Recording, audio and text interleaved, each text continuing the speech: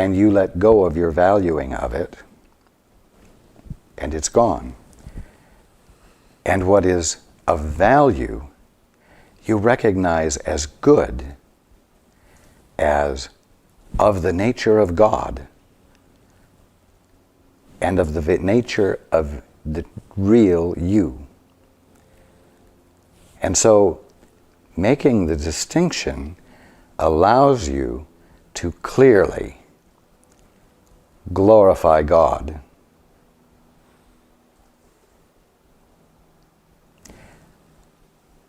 And so it's not you sitting in your ivory tower making distinctions. That's good, that's bad. You're in, you're out. I like you, I don't like you. You see? It's a holier thing than making distinctions between right and wrong and self-righteously declaring it.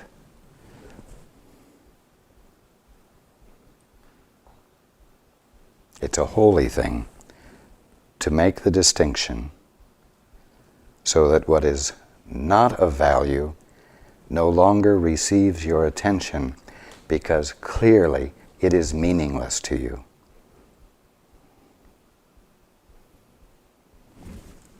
Continue. At this point, the mind can begin to look with love on its own creations because of their worthiness. At the same time, the mind will inevitably disown its miscreations, which, without belief, will no longer exist.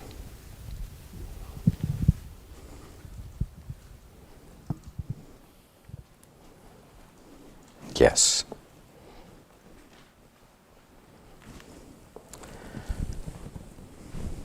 Continue. The term last judgment is frightening, not only because it has been projected onto God, but also because of the association of last with death. This is an outstanding example of upside-down perception. If the meaning of the last judgment is objectively examined, it is quite apparent that it is really the doorway to life. Yes. Remember last week we were talking about the word correction, and that from the ego's standpoint the word correction means judgment. It means punishment.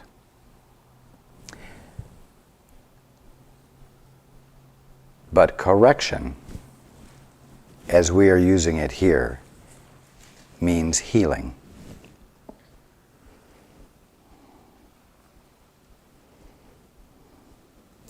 So the last judgment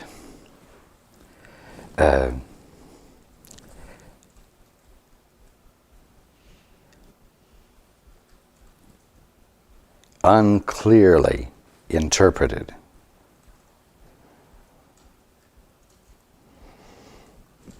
would see you being subject to correction and punishment. But to be provided with the clarity to make the distinction between what is of value and what is not, your being able to make the distinction means that you become disillusioned. You see? And you are left with clarity. And so it's the beginning of being awake. And so it's healing, not punishment. You see? Continue. No one who it is quite apparent that it is really the doorway to life. Okay. No one who lives in fear is really alive. Yes. And I just want to insert here that at the present time on your globe, the majority of you are living in fear. And it's not your birthright, and it's not to be really alive. And so, whatever it takes to say no to that which seems to create fear is essential. Continue. May I ask a question? Yes, you may.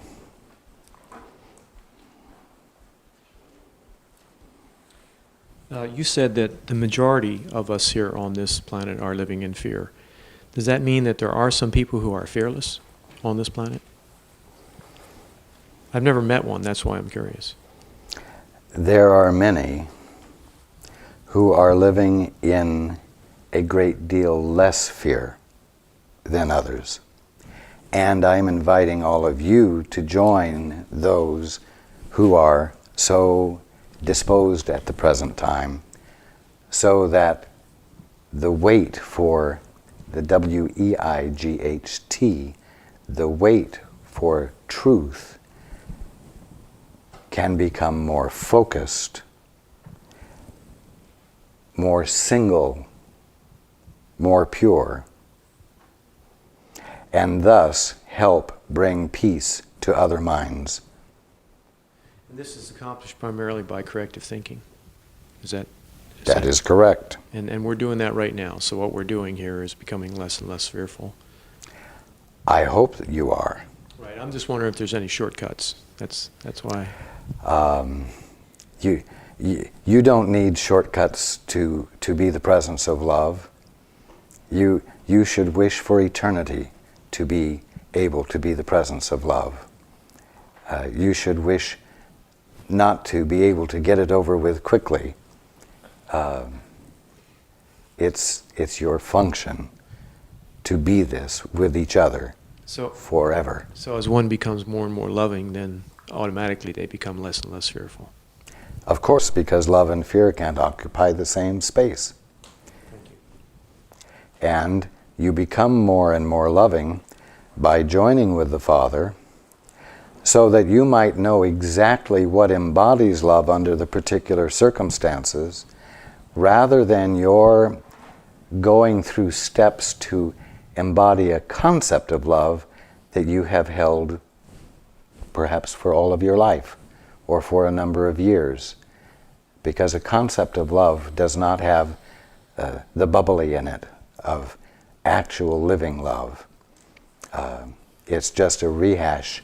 It's like an old it's like an old glass of champagne. You need to be constantly opening a new bottle of champagne.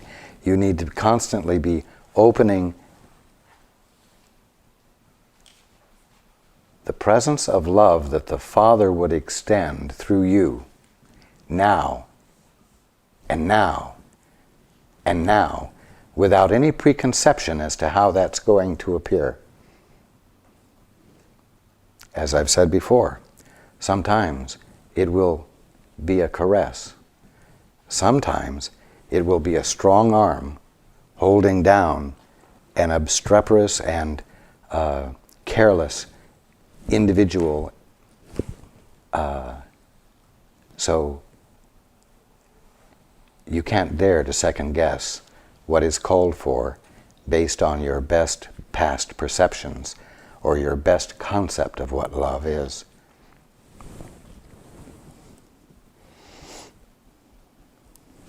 Continue. Your own last judgment cannot be directed toward yourself because you are not your own creation. Isn't that wonderful? So the last judgment hasn't shifted from God condemning you to you condemning you, because it's not about you at all. It's about misplaced value. It's about discerning where you have misplaced value.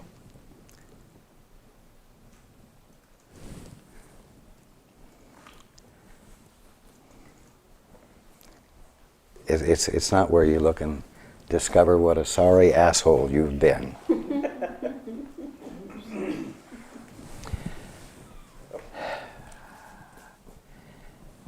It's a joyful experience of recognizing things you were believing that aren't true, that you were suffering from needlessly, and that you can now be free of suffering from because it's such obvious nonsense.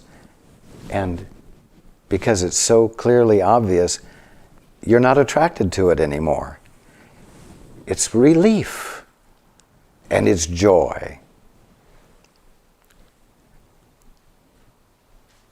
Continue. You can, however, apply it meaningfully at any time to everything you have made, and retain in your memory only what is creative and good. Now, you can apply it meaningfully and at any time, but I'm going to say at any time that you join with someone who knows the truth and you've asked, please show me the difference. And then willingly accept the difference. Willingly look at things anew without insisting upon hanging on to an old pet perception or an old or past loved concept.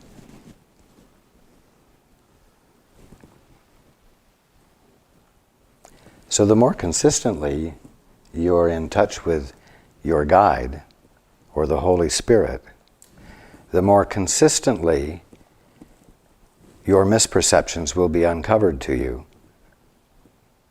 Not with any judgment on you, but with simple distinction. So that you're able to say, wow, that's meaningless. And in that recognition, be free of it forever. And be the happier for it. Continue. This is what your right-mindedness cannot but dictate. The purpose of time is solely to give you time to achieve this judgment. It is your own perfect judgment of your own perfect creations. When everything you retain is lovable, there is no reason for fear to remain with you. This is your part in the atonement. Whew. This is your part in the atonement. And what is the atonement? An act of love. So when you do this, you make a gift to everyone and everything, because your mind becomes single, without distractions, without confusions. And in that singleness, in that single-mindedness, in that purity of the awareness of what truth is, in the awareness of what truth is,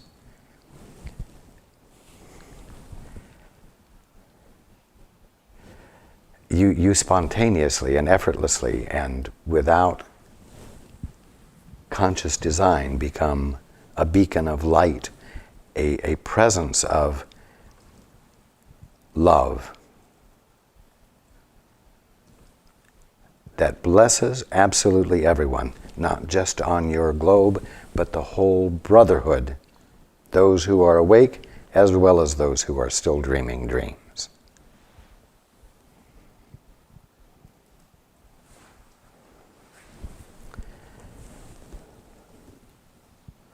So, when you do this, well, there's no reason for delay. And that means you've got to start doing it right where you are. right where the calls for love are coming from, that appear as hate and attack. And right there with those who are apparently loving as well. And those who are not making waves or creating dissonance.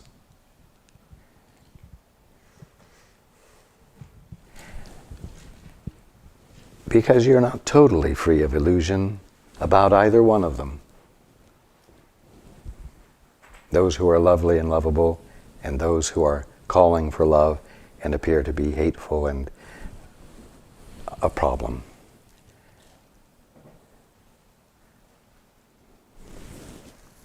Yes, somebody had a hand.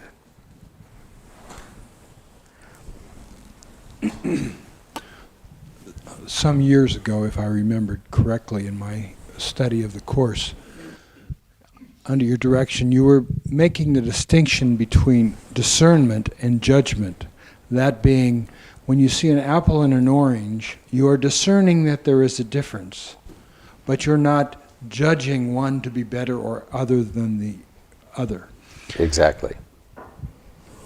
Of late, in our discussions here on Thursday night, it seems to have been a greater distinction to make a yes, a no, make a choice for the correct, the good, the way the Father would see it. Well, let's put it this way. You have a bowl of oranges and you have a bowl of lemons. And you want to make orange juice. Are you going to pick the lemons? No. Right, you're going to say no to the lemons. Not because lemons are bad, but because lemons don't make orange juice.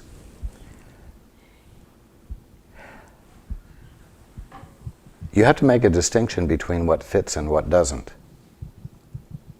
What works and what doesn't.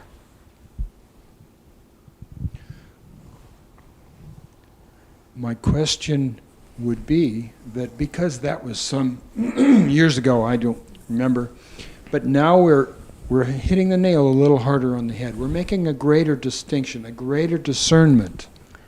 Does that have, even though they're the same words as they probably meant, does that have any indication as to the body waking up more, calling for more action?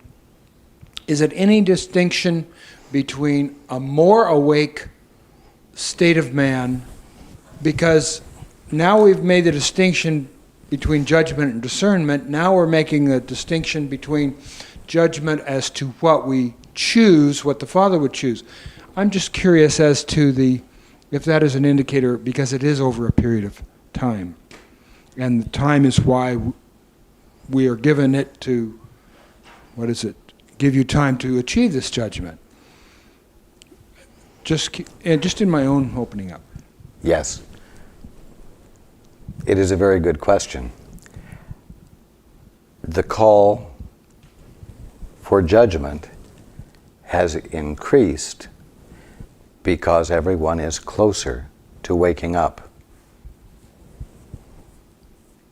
And therefore, it's not only easier to make the distinctions, it's more necessary to make the distinctions. And choose. And choose, exactly. So the old judgment, the word judgment as opposed to discernment, is a different judgment, if I would. That is correct. Today than it was 5, 8, 10 years ago. The old judgment was an evaluation of worth. The old judgment was an evaluation of the worth of an objective thing, another individual, as in a court of law. You have been judged and found guilty, and now, because you are a bad person, you must pay the penalty. What we're talking about here is making a distinction between each one's faulty definitions of what is of value and what is not, and his true definitions of what is of value and what is not. We're talking about something within each individual. And so, if you say Saddam Hussein is an evil man, you are making a judgment about the man. But the judgment we're talking about is what occurs when you say Saddam Hussein is an evil man, and then you catch yourself and you ask yourself whether that thought that you are entertaining is of value or not. Whether it is a worthy thought or not. Whether it represents the truth or not. Whether it embodies what God is being or not. So that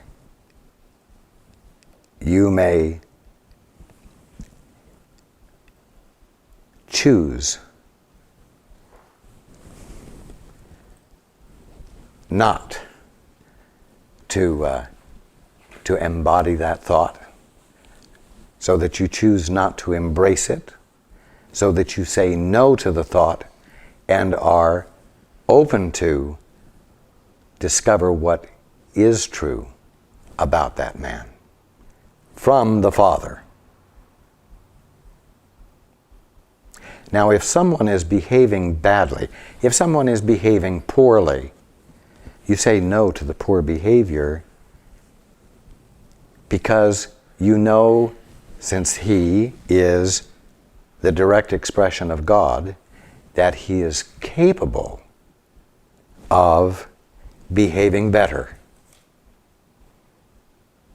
And it's your intent to inspire better behavior because you know he's capable of it. Your action toward him arises out of truly an ultimately true awareness of him. So that your behavior doesn't condemn him, but uplifts him by encouragement and inspiration that comes out of the love you feel because you are apprehending him truly.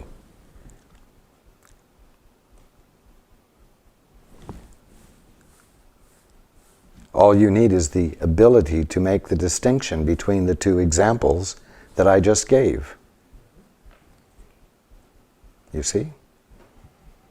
And you have to remember that your reason for being in relationships is healing, not punishment.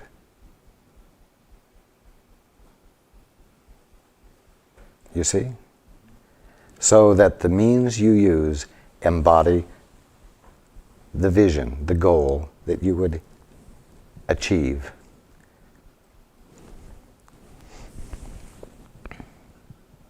May I go further? You may. Could it be that the purpose being, I don't know the word, exemplified would be the calling forth of people globally to the Iraq situation in expressing, calling forth, challenging the greater body in making a yes-no decision as to war as a response to this behavior. Because the change from judgment to discernment back to judgment, if you will, was over time, could this also be, as we called it 12 years ago, the Gulf crisis, as the rebirthing of something new in the Middle East? Could this be the next step of coming together globally to look at this as a global response to what might previously have been a behavior that would have called for direct war, like in World War II or something. What I'm saying is, are we seeing a progress and a coming together over this issue? And might that be greater to the truth than good or bad behavior? It is a good question. It is a call. It is a global call. It is a global roll call, if you will.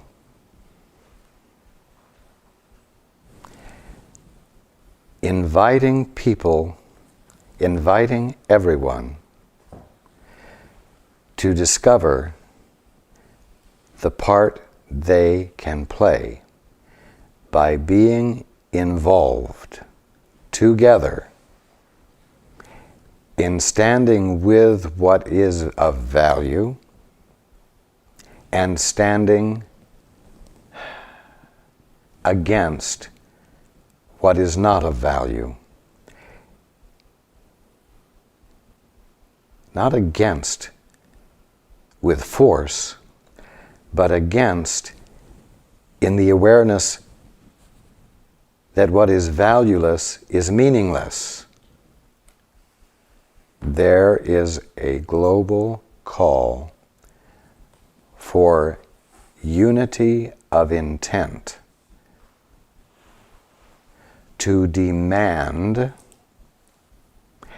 the expression of intelligence and love and respect for every single individuality, and nothing less. Even though this will seem to infringe on free will, which everyone is, not everyone, but too many are intent upon valuing free will, that is, to the point where no distinction is being made between the allowability of free will that harms and free will that heals. It is time for mankind to discover its global capacity to speak on behalf of global humaneness. It is time for mankind to globally discover its integrity.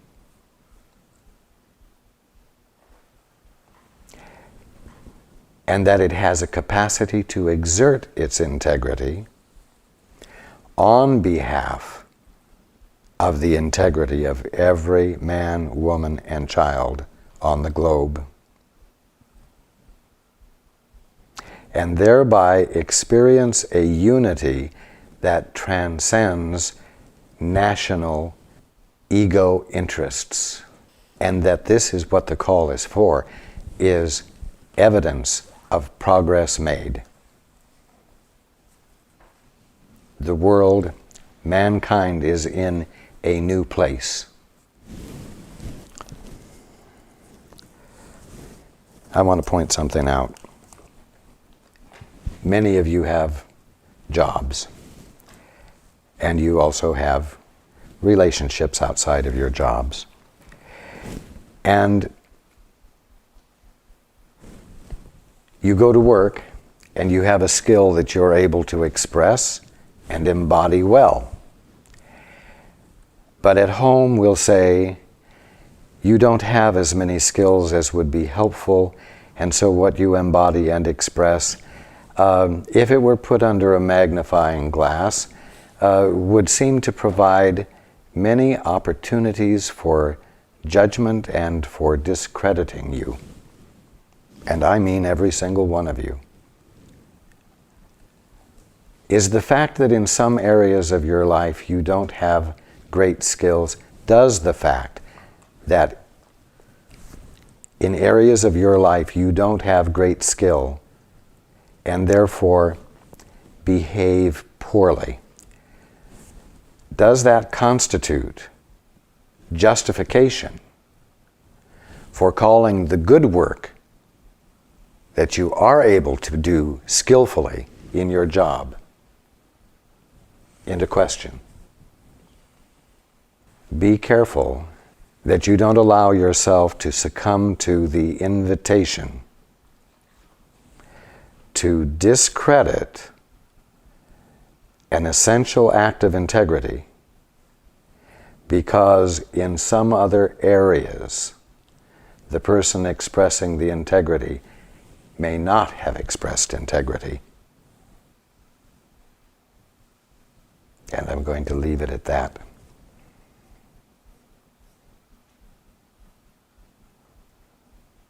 You all are opening up a lot and becoming significantly less defended against what just a short time ago you would have been unwilling to embrace.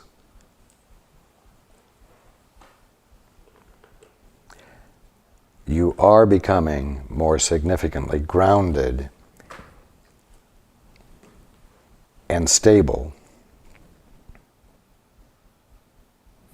And it's giving you the ability to recognize that every aspect of awakening is intelligent, is reasonable, and that even though it calls for you to embrace what would have been unthinkable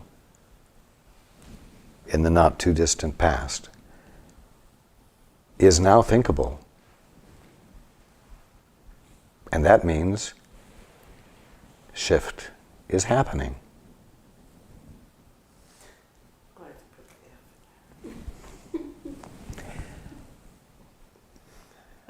Okay.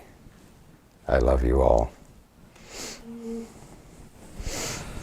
Good night.